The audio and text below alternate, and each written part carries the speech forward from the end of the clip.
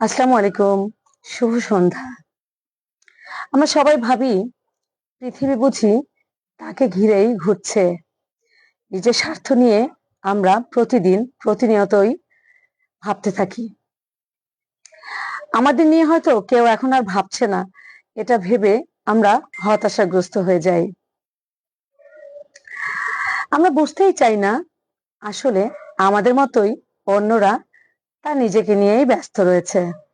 আমরা মনে করি আমার জীবনে আমি কি করছি, কি না করছি, কিভাবে আমার জীবন কাটাচ্ছি, অন্যরা মনে হয় সেটাই দেখছে এবং শিখছে।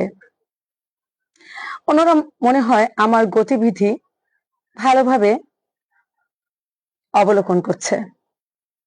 আসলে কিন্তু ব্যাপারটি তেমন নয়।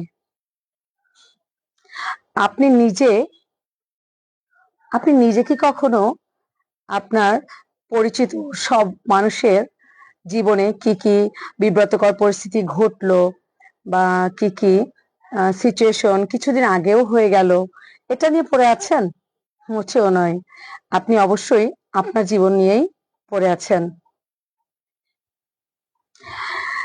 আমাদের মনে একটা ভুল ধারণা সবসময়ের জন্য গেঁথে আছে যে নিশ্চয়ই পৃথিবী আমাকে ঘিরেই আবর্তিত হচ্ছে।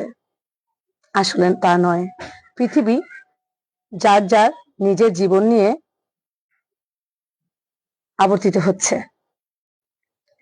তাই আমি বলবো আপনারা এই অযৌক্তিক কিছু ভয় আছে যেটা যে সবাই আমাকে দেখছে, সবাই আমার গতিবিধি অবলোকন করছে, সবাই আমার পিছনে লেগে আছে। এই যে অযৌক্তিক একটা ভয় আছে না?